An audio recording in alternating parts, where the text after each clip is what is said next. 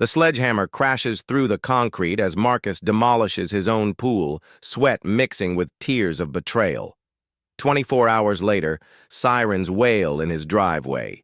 Karen storms across his lawn with 2 officers, her face twisted with rage, screaming words that make his blood freeze. "Officer, arrest this man! He destroyed our property!" But as the dust settles on the demolished pool deck, a hidden basement entrance emerges from the rubble, revealing the shocking truth about what Karen and his ex-wife Sarah had been hiding beneath his home for 3 years.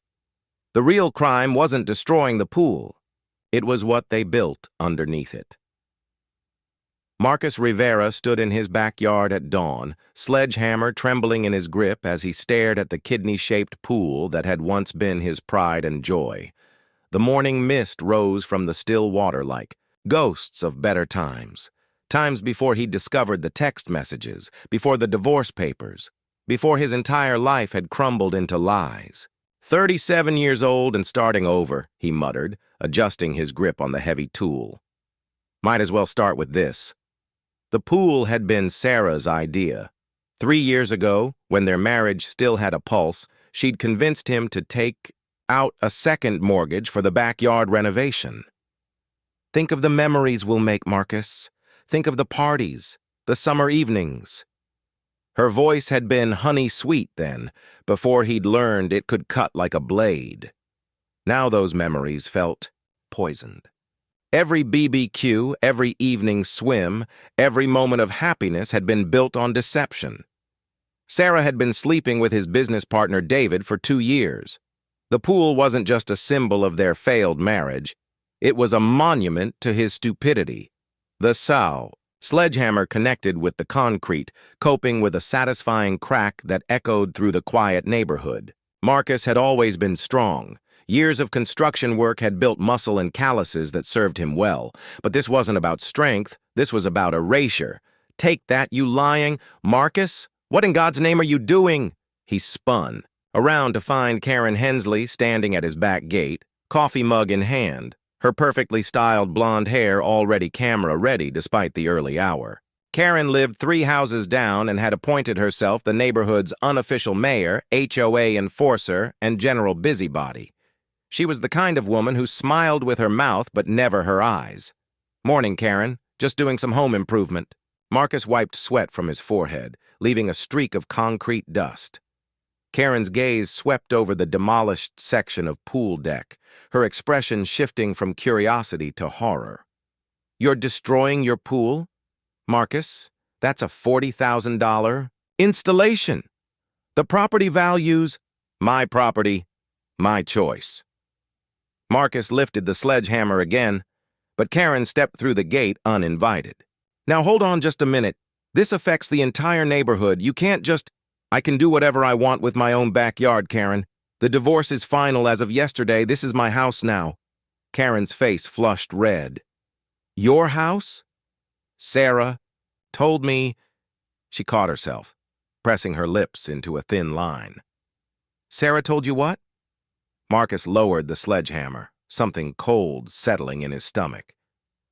"What exactly did my ex-wife tell you?" "Nothing. She mentioned that you two were working things out, that the pool was important to both of you."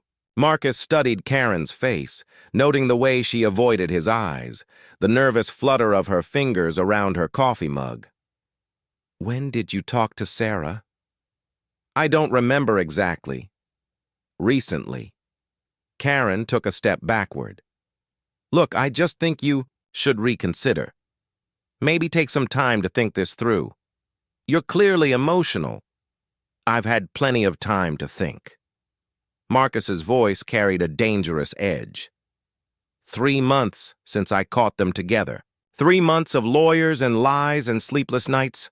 I'm done thinking. He raised the sledgehammer again, but Karen grabbed his arm with surprising strength. "Marcus, please, you don't understand. That pool, it's not just yours anymore." The words hung in the air like a physical presence. Marcus slowly turned to face her, his dark eyes narrowing. "What did you just say?" Karen's face had gone pale, her usual confidence cracking. I misspoke. I just meant, no. Marcus shook off her grip. You said it's not mine anymore. How is my pool on my property that I paid for with my money not mine anymore? You're twisting my words. Karen. Marcus's voice dropped to barely above a whisper, the tone he'd learned in his construction crew days when dealing with subcontractors who tried to screw him over. Tell me what you know. The silence stretched between them, filled only by the distant hum of morning traffic and the chirping of birds. Karen clutched her coffee mug like a shield, her knuckles white. I don't know anything, she finally whispered. Marcus stared at her for a long moment, then nodded slowly. Get off my property. Marcus. Now. Karen backed toward the gate, her movements jerky and uncertain. You're making a mistake. You don't know what you're doing. Story of my life. Marcus hefted the sledgehammer. But I'm learning. Karen disappeared through the gate, but Marcus could see her hovering by her own fence, phone pressed to her ear. He couldn't make out the words, but her agitated gestures told him everything he needed to know. She was calling someone. Warning someone. The realization hit him like a physical blow. Sarah and Karen had been friends. Coffee dates, shopping trips, girls' nights out. But what if it had been more than friendship? What if Karen had been covering for Sarah all along? Marcus attacked the pool deck with renewed fury, each strike of the sledgehammer accompanied by a grunt of effort and rage. Chunks of concrete flew, revealing the steel rebar beneath. The physical work felt good, cleansing, like he was literally demolishing the foundation of his old life. By noon, he'd created a sizable crater where the shallow end had been. His shirt was soaked with sweat, his hands bleeding from where his work gloves had worn through, but he felt more alive than he had in months. The concrete dust coated everything in a fine white powder, making the scene look almost apocalyptic. That's when he noticed it. As he cleared away another section of broken concrete, his sledgehammer struck something that didn't sound right. Instead of the solid thunk of steel hitting stone, there was a hollow echo. Marcus knelt down, brushing away debris with his hands. Metal. A metal plate, maybe 2 feet square, set flush into the concrete foundation.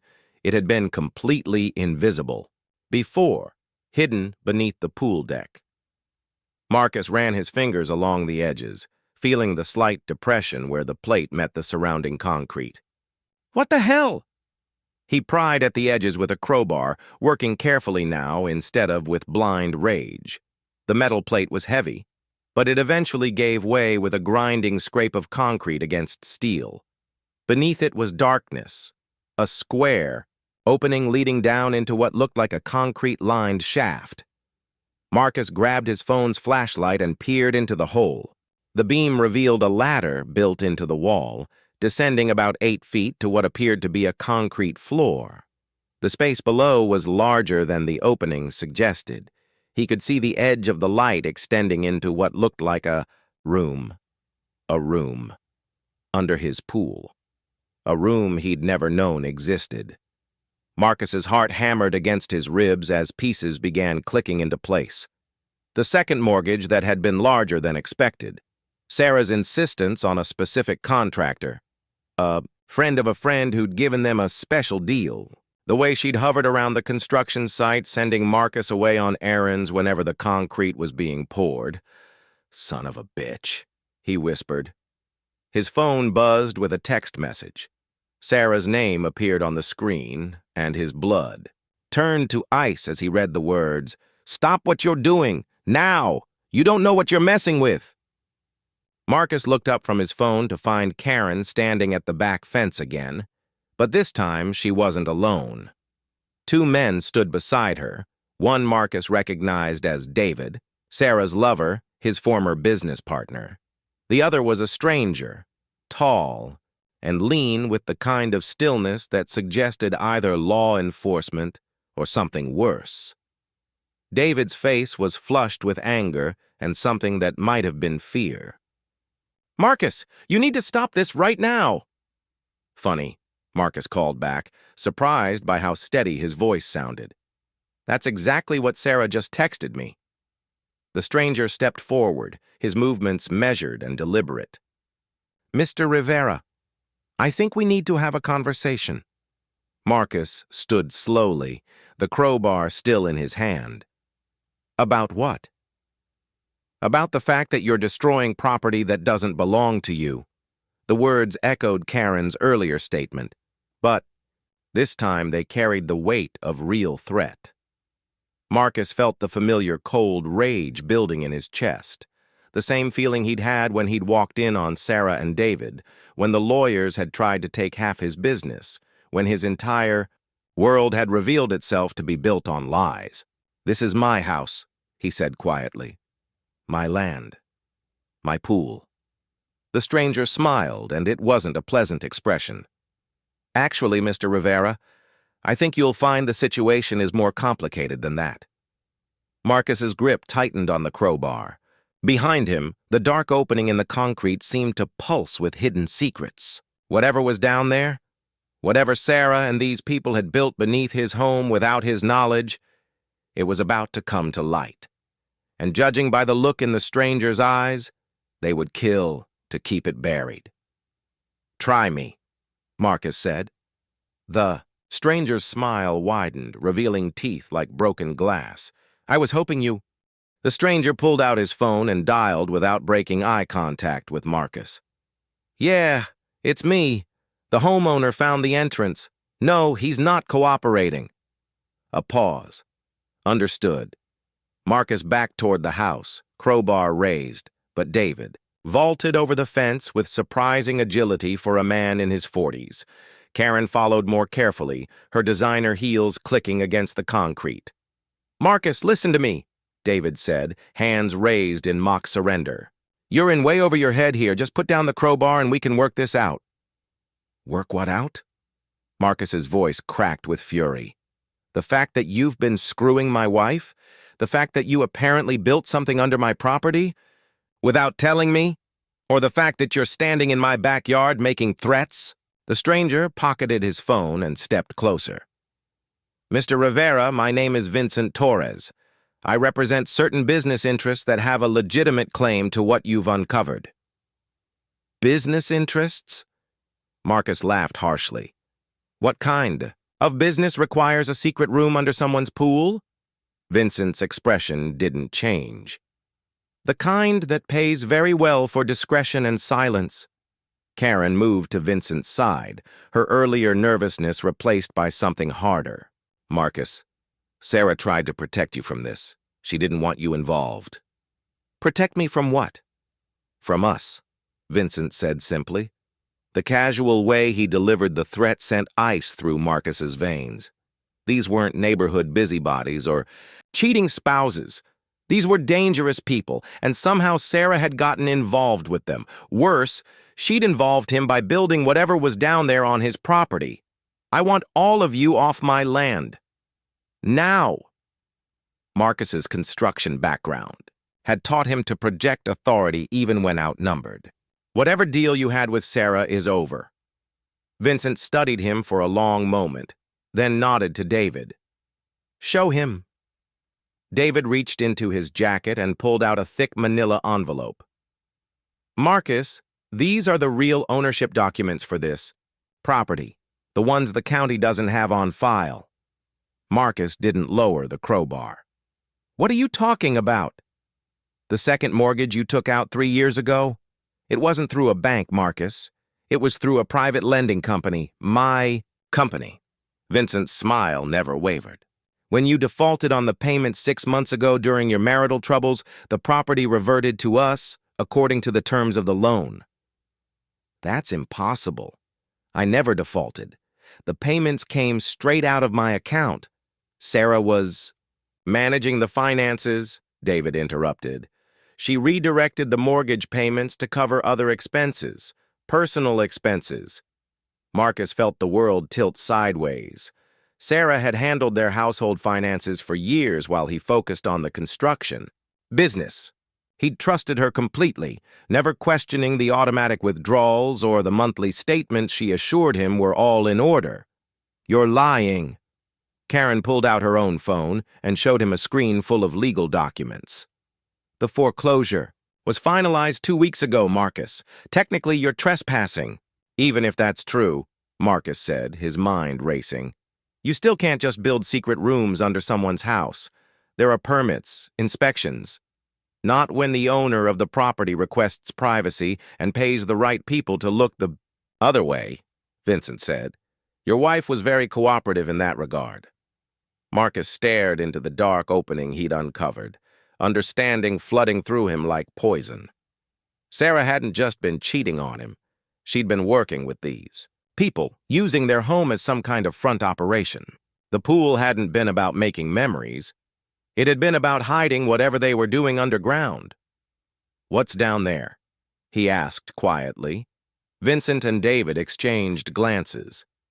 Karen bit her lip nervously. "Why don't we show you?" Vincent said, "since you're so curious." Everything in Marcus's body screamed danger, but his anger was stronger than his fear. They'd stolen his house, destroyed his marriage, and built their criminal enterprise literally under his feet. He needed to know the truth. "After you," he said, gesturing toward the opening with the crowbar. Vincent laughed. "I don't think so. You first, Mr. Rivera. We'll be right behind you." Marcus approached the opening, phone flashlight in one hand, crowbar in the other. The latter looked sturdy enough, commercial-grade steel bolted into the concrete walls. Whatever they'd built down there, they'd done it right. "Marcus, please," Karen said suddenly. "Once you go down there, there's no going back. Some things can't be unseen." "Like my wife screwing David? Like the fact that my entire life has been a lie?" Marcus stepped onto the first rung. "Lady, I passed the point of no return months ago." The descent took less than 30 seconds, but it felt like falling into another world. The space below was larger than Marcus had imagined. A concrete room, maybe 20 feet square, with a ceiling high enough to stand comfortably. But it was what filled the room that made his blood freeze. Money. Stacks and stacks of cash, bundled in neat piles on metal shelving that lined the walls. But not just cash. Marcus's flashlight beam revealed plastic bags filled with white powder, boxes of what looked like prescription bottles, and equipment he couldn't immediately identify. But that looked medical in nature. "Jesus Christ," he whispered. Footsteps on the ladder announced the other's arrival. Vincent dropped down first, followed by David and finally Karen, who had to struggle in her heels. "Welcome to the real reason Sarah wanted that pool, Marcus," David said, his voice echoing off the concrete walls. Marcus spun around, crowbar raised. "You're drug dealers." "We prefer to think of ourselves as pharmaceutical distributors," Vincent corrected. "There's a surprising demand for certain medications that the traditional healthcare system doesn't adequately provide." "You mean prescription drugs, stolen prescription drugs?" Karen stepped forward, and for the first time since Marcus had known her, she looked genuinely remorseful. "Marcus, I work at Regional Medical Center. I'm the head of pharmacy services. The amount of waste in the system is incredible. Expired medications that would just be destroyed, overstocked supplies that the hospital writes off as losses. So you steal them and sell them on the street. We redirect them to people who need them but can't afford them," Vincent said smoothly. "It's practically a public service." Marcus laughed bitterly. "And the cash? The bags of powder? What public service do those provide?" "Sometimes our customers prefer to pay in alternative currencies," Vincent said. "And sometimes they need products that aren't available through traditional pharmaceutical channels." "You built a drug operation under my house." Marcus's voice was deadly quiet. "You used my home, my mortgage, my marriage to run drugs." "Sarah needed the money," David said. "Your construction business wasn't doing as well as you thought, Marcus. The loans, the late payments to suppliers, the payroll shortfalls. She was trying to save your company. By becoming a drug dealer, By being practical, Vincent said. Sarah is a smart woman. She saw an opportunity to solve multiple problems at once. Marcus's grip tightened on the crowbar. Where is she now? The three of them exchanged glances again. This time, Marcus caught something that made his stomach clench with dread. That's complicated, Karen said. Uncomplicated. Vincent sighed. Sarah had second thoughts about the arrangement. She wanted out, wanted to go straight, maybe even tell you the truth. She thought love would conquer all, that you'd forgive her and you could start fresh somewhere else. She was going to shut us down, David added. Take the money and run. With you. Marcus felt the pieces clicking into place with horrible clarity.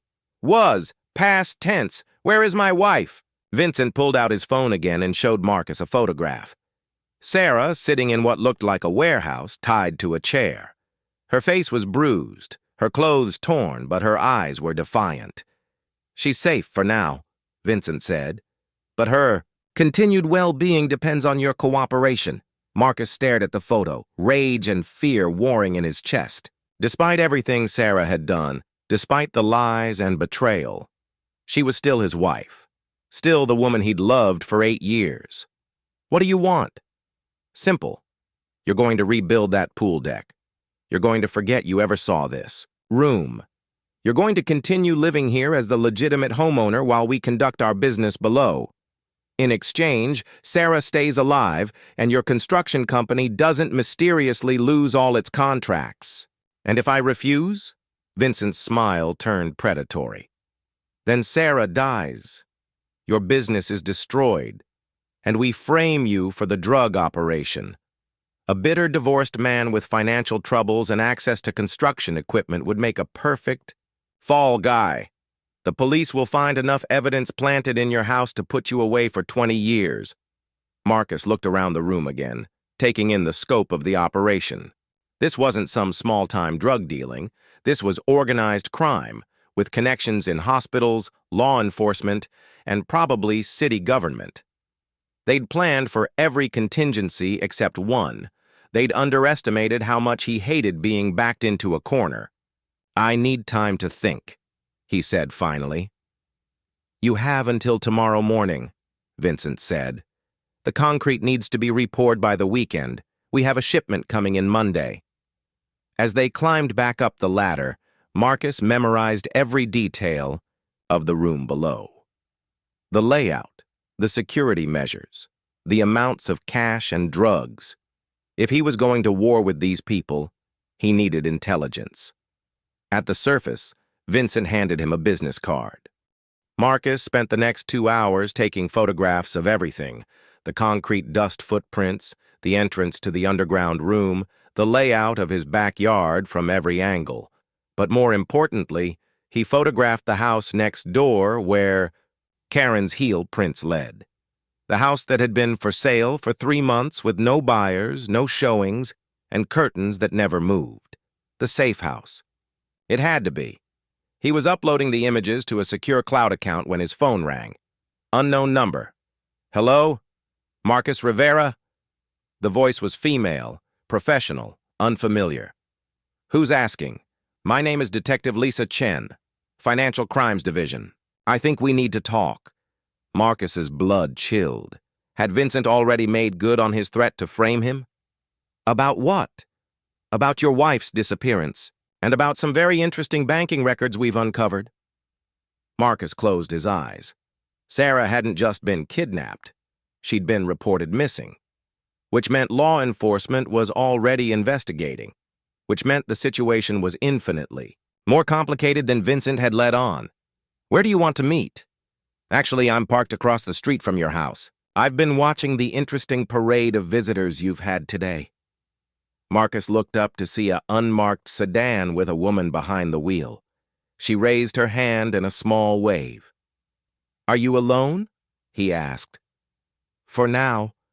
But Mr. Rivera, I should tell. You're walking a very thin line between victim and accomplice here. How this conversation goes will determine which side of that line you end up on. Marcus made a decision that would have terrified him 12 hours earlier. Come around back. There's something you need to see. Detective Chen was younger than her voice suggested, maybe early 30s, with the kind of alert eyes that missed nothing. She wore jeans and a blazer that didn't quite conceal the gun at her hip. As she followed Marcus through the back gate, she surveyed the destruction with professional interest. Doing some home improvement? You could say that. Marcus led her to the opening in the concrete. How long have you been watching my house? 2 weeks. Your wife, Sarah, was flagged in our investigation 6 months ago, but she disappeared before we could bring her in for questioning. Chen knelt beside the hole, peering down with a small tactical flashlight. Well, that explains a few things. You know about the room? We suspected. Sarah's banking records showed large cash deposits that didn't match her employment income. We traced some of the money to a drug distribution network operating out of medical facilities, but we couldn't find their storage and operations center. She looked up at Marcus. Congratulations. You just found it. Marcus sat heavily on a piece of broken concrete. They have her. Vincent Torres and his people. They showed me a photo. She's tied up somewhere, beaten. They said they'll kill her if I don't cooperate. Chen's expression hardened. Vincent Torres. Now we're getting somewhere. She pulled out her phone and showed Marcus a mugshot. This him? That's him. Vincent Torres, a.k.a. Vincent Torino, a.k.a. Victor Torres. He's been running pharmaceutical theft operations up and down the West Coast for 5 years. The DEA has been trying to get close to him, but he's careful, very careful. Not careful enough to avoid building a drug warehouse under someone's house. Actually, that was smart. Hidden in plain sight, legitimate homeowner providing cover, access through a structure that wouldn't normally be inspected. Chen stood, brushing off her knees. The question is, how much did you know? Marcus met her eyes steadily. Nothing. I found out about the room 3 hours ago. I found out my wife was working with them about an hour after that. And I found out they have her hostage about 20 minutes before you called. Chen studied his face for a long moment. I believe you. But believing you and proving you're innocent are two different things. Torres is smart enough to have evidence planted that would implicate you. Financial records, communications, physical evidence in your house. Then we need to get him before he can use it. We? Chen raised an eyebrow. Mr. Rivera, you're a civilian who stumbled into an ongoing federal investigation. The smart thing for you to do is let us handle this. The smart thing would have been not marrying a woman who'd turned my house into a drug distribution center. But here we are. Marcus stood, resolve hardening. Those people have my wife. I'm not sitting on the sidelines. Chen was quiet for a moment, then nodded slowly. Tell me about the house next door. Marcus showed her the photographs on his phone, the footprint analysis, his theory about the safe house. Chen's expression grew more interested as he talked. That property was purchased 4 months ago by a shell company registered in Nevada. Cash buyer, no mortgage, minimal inspection. We've been trying to get surveillance authorization, but Torres has connections. Our requests keep getting tied up in red tape. Connections where? City planning, building inspection, possibly police department. This operation couldn't function without inside help at multiple levels. Marcus felt a cold certainty settling in his gut. Karen Hensley. She works at Regional Medical Center, head of pharmacy services. She's been their inside contact for stealing medications. And she lives in this neighborhood, which makes her perfectly positioned to monitor your activities and report back. Chen nodded grimly. We need to assume they know about our conversation. As if summoned by her words, Marcus's phone buzzed with a text message. This time it was from an unknown number, but the attached photo made his knees weak. Sarah in the same warehouse, but now there was blood on her shirt and her left eye was swollen shut. The message read, Detective Chen is a problem. Fix it or your wife dies tonight. Marcus showed Chen the phone. Her face went pale, then flushed with anger. "They're watching us right now," she said quietly. "Probably have been since I got here. Can you get back up?" Not without going through official channels, which could take hours and might be compromised anyway. Chen pulled out her own phone. "But I have an idea." She dialed a number. "Jake, it's Lisa. I need you to run a full surveillance sweep on my location, but do it quietly. Yes, I know what time it is. Because there's a life at stake and I think we've got dirty cops involved." While Chen coordinated with what sounded like a private investigator, Marcus studied the house next door more carefully. Now that he knew what to look for, he could see signs of occupancy. A slight glow behind blackout curtains, the way certain windows were cracked for ventilation, fresh tire tracks in the driveway despite the "for sale" sign. How many people do you think are in there? Chen asked, following his gaze. "At least 3. Torres, someone to watch Sarah, maybe more for security." Marcus's construction background kicked in as he analyzed the structure. It's a single-story ranch, probably 3 bedrooms. If they're holding her, it'll be in the back, away from street view. You're thinking like a tactical planner. I'm thinking like a man whose wife is being tortured by people who used his own home against him. Marcus turned to face her. "What's your plan, detective?" Chen holstered her phone. "Officially? I call for backup. We establish a perimeter, negotiate for hostage release, maybe catch Torres if we're lucky. And unofficially? Unofficially, Torres has connections that run deep enough to make evidence disappear and witnesses relocate permanently. Sarah isn't the first person to cross him, and the others didn't survive to testify." Chen's expression was grim. "If we go through official channels, she's dead." Marcus felt something cold and dangerous settling in his chest. "Then we don't go through official channels, Mr. Rivera." "Marcus, and I'm not asking for your permission, detective. I'm asking for your help." He gestured toward the house next door. "You want Torres? He's right there. You want the drug operation shut down? The evidence is literally under our feet. And you want to save my wife?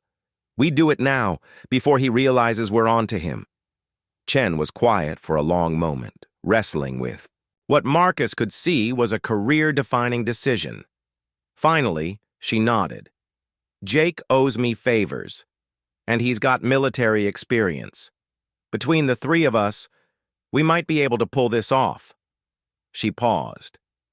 "But Marcus, you need to understand, if we do this, there's no going back. Torres and his people aren't going to prison. They're going to resist, and people are going to get hurt." Marcus thought about Sarah tied to that chair, about the betrayal and lies that had destroyed his marriage, about the violation of having criminals operate out of his own home. He thought about Vincent Torres's predatory smile and his casual threats. "Detective Chen? Lisa. Lisa. Those people turned my life into a lie, my home into a crime scene, and my wife into a hostage. They threatened to frame me for their crimes and destroy everything I've worked for." Marcus picked up the crowbar from where he'd set it down.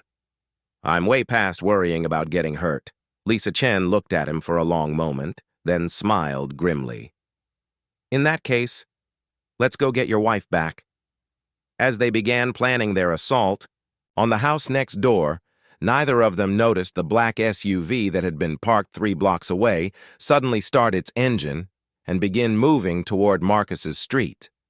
Torres had backup coming, and the war was about to escalate beyond anything either of them had imagined. But in the underground room beneath the demolished pool, something else was happening that would change everything. Sarah's secret insurance policy, the one she'd hidden before her capture, was about to be discovered by the one person Torres hadn't counted on. Marcus and Lisa were still finalizing their plan when the black SUV rounded the corner, followed by 2 more vehicles. Marcus grabbed Lisa's arm, pulling her behind the remains of his pool deck just as the convoy screeched to a halt in front of his house. "That's not backup," Lisa whispered, drawing her weapon. 8 men emerged from the vehicles, moving with military precision. Torres stepped out of the lead SUV, no longer bothering with his businessman facade. He wore tactical gear and carried an assault rifle like he knew how to use it. "Marcus Rivera!" Torres called out, his voice carrying across the neighborhood. "I think we need to renegotiate our arrangement." Lisa was already on her radio, calling for emergency backup, but Marcus could see the calculation in Torres' movements. The man was done playing games. He's not planning to keep me alive, Marcus realized. The threats, the cooperation demand, it was all buying time until he could bring enough firepower to eliminate the problem. Then we need to move now, before... Lisa's words were cut off by a sound that made Marcus's blood freeze. Sarah's voice, screaming his name. But it wasn't coming from the house next door. It was coming from directly behind them. Marcus spun around to find Sarah standing in his back doorway, but something was wrong.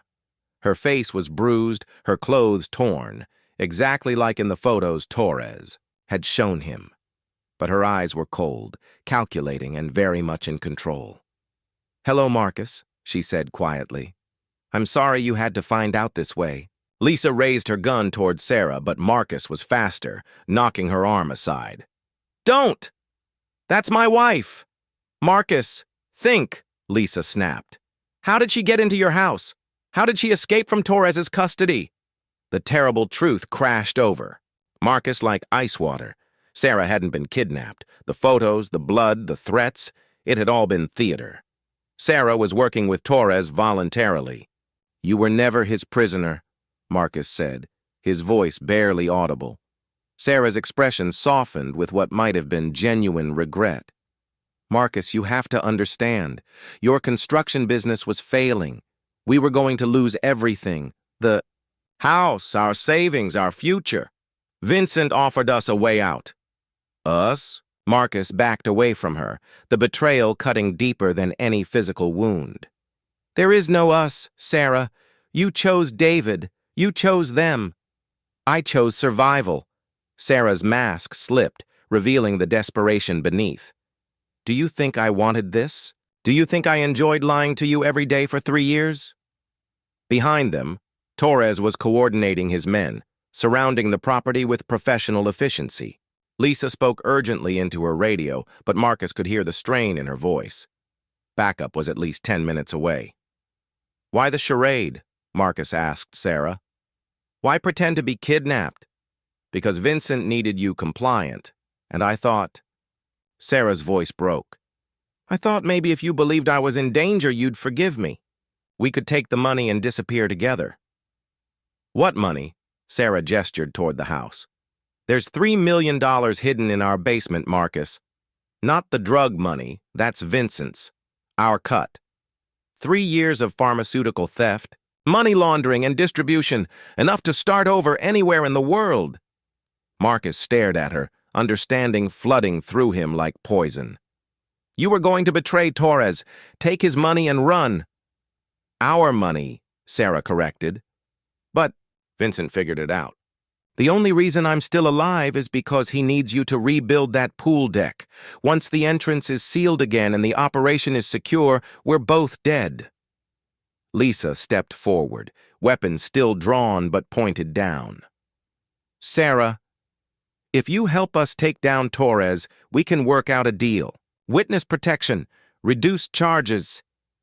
"You don't understand," Sarah said, laughing bitterly. "Vincent doesn't just have connections in law enforcement.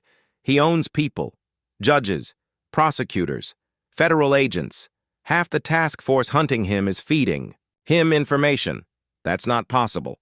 Detective Chen, how did you know to watch this house?" Sarah's question hung in the air like a bomb. "How did you know about the banking records, the timeline of my involvement?" Lisa's face went pale. "Anonymous tip. Someone called in." She stopped, realization dawning. "Someone who wanted you here," Sarah finished. "Someone who needed a federal agent present to legitimize what comes next." The sound of approaching helicopters filled the air, but they weren't police birds. Marcus could see the sleek black aircraft circling, military-grade equipment visible on their sides. Vincent's extraction team. Sarah said quietly. This was never about keeping the operation going, Marcus. This was about shutting it down permanently. The underground room, the drugs, the money, it was all bait. Bait for what? Torres's voice boomed across the yard, amplified by a bullhorn. Detective Chen, we know you're back there. You have 30 seconds to come out with your hands visible or we start shooting. Lisa looked at Marcus, then at Sarah. What's really going on here? Sarah pulled out a phone and showed them a recording app. I've been documenting everything for 6 months. Every conversation, every transaction, every name Vincent dropped when he thought I was too scared to betray him. The pharmaceutical theft was just the tip of the iceberg. What else? Arms dealing, human trafficking, murder for hire. Vincent Torres runs the largest criminal enterprise on the West Coast, and it's all funded through government contracts and dirty federal money. Sarah's voice was steady now, the fear replaced by cold determination. The reason he has so many connections in law enforcement isn't corruption. It's because he's working for them. Marcus felt the world tilt sideways. Working for who? Black ops, unofficial operations that need funding and plausible deniability. Vincent launders money for covert operations, and in return he gets protection and resources. Sarah looked directly at Lisa. Detective, how long have you been tracking me? 6 months, Lisa admitted. And in those 6 months, how many times? Did your investigation get blocked by superior officers? How many times did evidence disappear or witnesses recant their statements? Lisa's silence was answer enough. You weren't investigating Vincent Torres, Sarah continued. You were being led to him. Someone wanted federal law enforcement to discover this operation, but only after they were ready to shut it down and eliminate everyone involved. The helicopters were getting closer, their rotor wash beginning to stir up the concrete dust in Marcus's backyard. Torres's men had established a perimeter around the property, but they weren't moving to attack. They were waiting. Waiting for what? Marcus asked, reading the tactical situation with growing dread. Sarah's phone buzzed with a message. She read. It enclosed her eyes. The real buyers just arrived. What buyers? The pharmaceutical theft was never about street drugs, Marcus. It was about rare medications, experimental treatments, biological agents that aren't supposed to exist outside of government labs. Sarah looked up as 3 black SUVs with government plates pulled up to the scene. Vincent's been stealing and selling biological weapons components to foreign buyers. Men in tactical gear emerged from the government vehicles, but their uniforms bore no identifying marks. They moved with the precision of special operations forces, and they were heavily armed.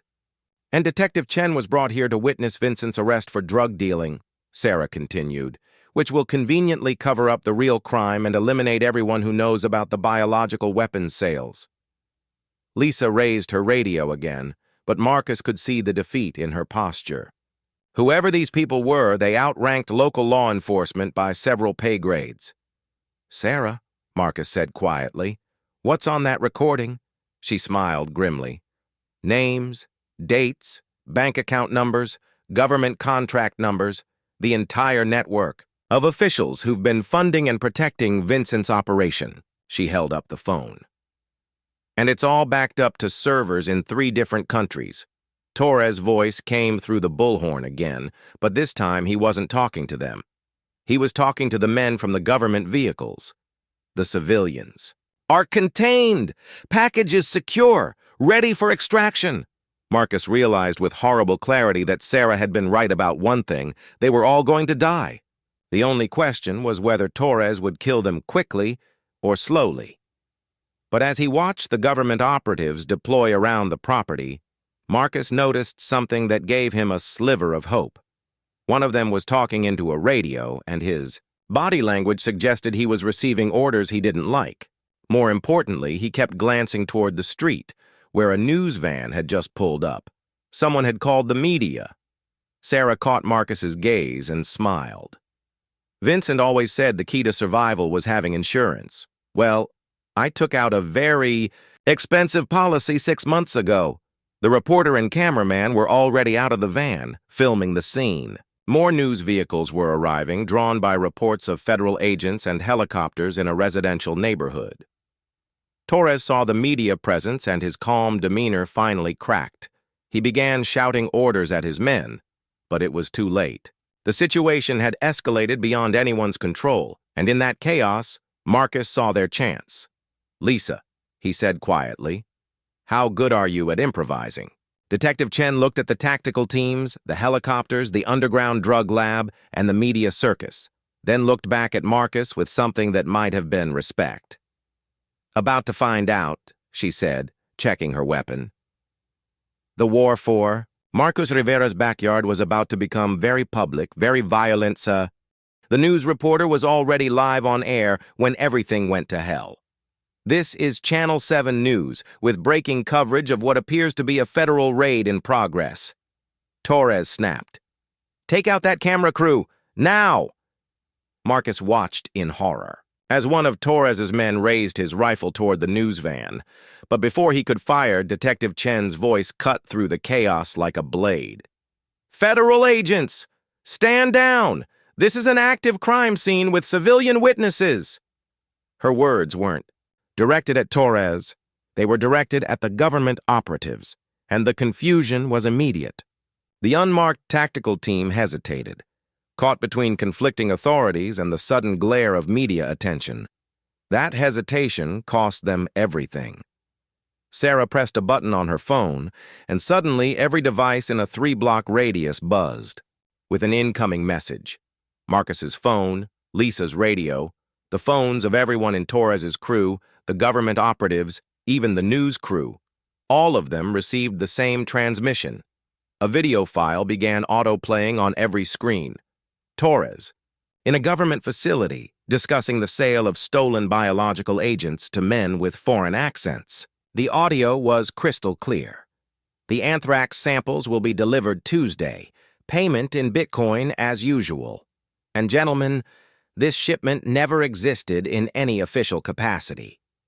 The government operative who'd been receiving radio orders suddenly went very still. He spoke into his comm unit with urgent, clipped words that Marcus couldn't hear, but the body language was unmistakable. The situation had just become a complete disaster. Torres's face went white as he realized what Sarah had done. "You recorded everything," he breathed. "Not just recorded," Sarah said, loud enough for the news cameras to pick up. "Broadcast. That video is currently being uploaded to every major news outlet, social media platform, and government watchdog organization in the country." The reporter, sensing the story of a lifetime, pushed closer with her cameraman. "Ma'am, are you saying this is connected to biological weapons?" Sarah looked directly into the camera. "My name is Sarah Rivera. For 3 years, I was coerced into participating in a criminal organization run by Vincent Torres that steals pharmaceutical supplies and biological agents from government facilities and sells them to foreign buyers. This operation has been funded and protected by corrupt federal officials, whose names and transactions are all documented in the files I've just released." Torres raised his rifle towards Sarah, but Marcus was already moving. 3 years of construction. Work had given him speed and strength that Torres wasn't expecting. Marcus tackled the crime boss to the ground just as the rifle discharged, the bullet striking concrete instead of flesh. The government operatives found themselves in an impossible position. Their cover operation was being broadcast live on national television, with documented evidence of biological weapons trafficking being uploaded to the internet in real time. Their only choice was to distance themselves from Torres immediately. "This is Strike Team Leader," one of them spoke into his radio. "Operation is blown. Initiating containment protocol. Torres is no longer an asset. He's a liability." Torres heard the transmission and realized with dawning horror that his government protection had just evaporated. The men who'd been his backup 30 seconds earlier were now treating him as a target. "You think you've won?" Torres snarled at Marcus, who was still wrestling for control of the rifle. "You have no idea how deep this goes. Sarah's little insurance policy just signed all your death warrants." But Detective Chen was already coordinating with legitimate backup that had finally arrived, marked police vehicles, FBI units, and hazmat teams responding to reports of biological agents. The scene was becoming too public, too documented, and too official for anyone to cover up. Vincent Torres, you're under arrest for conspiracy, drug trafficking, and terrorism charges related to biological weapons, Chen announced, her voice carrying to the news cameras. You have the right to remain silent. Torres broke free from Marcus and made a desperate run toward one of the helicopters, but he never made it. The government operative who'd received the radio orders put 2 bullets in Torres's back, dropping him in Marcus's driveway. Suspect was attempting to escape, the operative said into his radio, his voice flat and professional. Threat neutralized. Marcus stared at Torres's body, feeling a mixture of satisfaction and revulsion. The man who'd threatened his wife, violated his home, and destroyed his life was dead. But there was no victory in watching someone die, even someone like Torres. Sarah walked over to Marcus, her expression unreadable. It's over, she said quietly. Is it? Marcus looked at her. This woman he'd been married to for 8 years, but apparently never really known. What happens now, Sarah? You're still a criminal. You still betrayed me. You still destroyed our marriage and our life. Sarah's eyes filled with tears for the first time since this had all started. I know. And I know you'll probably never forgive me. But Marcus, I need you to understand, everything I did to try to save us, to save you. By lying to me for 3 years? By keeping you innocent? If you'd known about the operation, Torres would have killed you or forced you to participate. I was trying to protect you from my choices. Marcus looked around at the chaos. Police cars, news vans, federal agents, a dead crime boss in his driveway, and a drug lab in his backyard. How's that working out? Despite everything, Sarah almost smiled. Not great, I'll admit. Detective. Chen approached them, her expression grim. Sarah, we need to discuss your cooperation with federal prosecutors. The evidence you've provided is enough to bring down Torres's entire network, but that doesn't erase your participation. I understand. Sarah looked at Marcus one last time. The money is hidden in the basement behind the water heater. $3 million. It's yours now. Payment for what I put you through. I don't want your blood money. Then donate it. Use it to help people Torres hurt. Use it to rebuild your business honestly. Sarah turned to Detective Chen. I'm ready to make my statement. As Chen led Sarah toward the police cars, Marcus found himself alone in his destroyed backyard, surrounded by the wreckage of his old life. The pool was demolished, the underground room was being processed by federal agents, and his marriage was over in every way that mattered. But for the first time in months, he felt something he'd almost forgotten. Freedom. The reporter approached, him cautiously. Mr. Rivera, would you be willing to give a statement about what happened here? Marcus looked at the camera, thinking about everything he'd learned in the past 24 hours.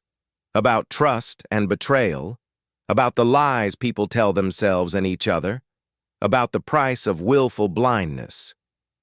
My name is Marcus Rivera, he said finally. Yesterday morning, I thought I was just tearing down a pool in my backyard. Tonight, I learned that my entire life had been built on a foundation of lies. But you know what? Sometimes you have to demolish everything to find out what's actually worth saving. He paused, looking at the hole where his pool used to be, the entrance to the underground room that had hidden so many secrets. I'm going to rebuild, he said, but this time, I'm going to know exactly what I'm building on. As the news crews packed up and the federal agents finished their work, Marcus sat on his back steps and watched the sun set over his destroyed backyard. Tomorrow, he'd start the long process of rebuilding his business, his home, his life. He'd testify in Sarah's trial, help convict the corrupt officials Torres had worked with, and figure out how to trust people again. But tonight, for the first time in 3 years, Marcus Rivera was sleeping in a house that was completely, honestly, his own. The pool was gone. The lies were exposed. The criminals were dead or arrested. And sometimes, that's what justice actually looks like. Not revenge or punishment, but simply the freedom to start over with the truth. Marcus picked up his phone and deleted Sarah's contact information. Then he opened his contractor app and scheduled an appointment with a concrete company. He had a hole to fill, and this time, he was going to know exactly what went into the foundation. The war was over. Now came the harder part, learning how to live in peacetime. But as Marcus stood to go inside, he noticed something glinting in the concrete dust near where Torres had fallen. A small device, no bigger than a thumb drive, that must have fallen from the dead man's pocket. Marcus picked it up, recognizing it as an encrypted storage device. Whatever was on it had been important enough for Torres to carry it with him during his final operation. Marcus slipped the device into his pocket and smiled grimly. Maybe the war wasn't quite over after all. Sometimes the best insurance policy is the one your enemies don't know you have.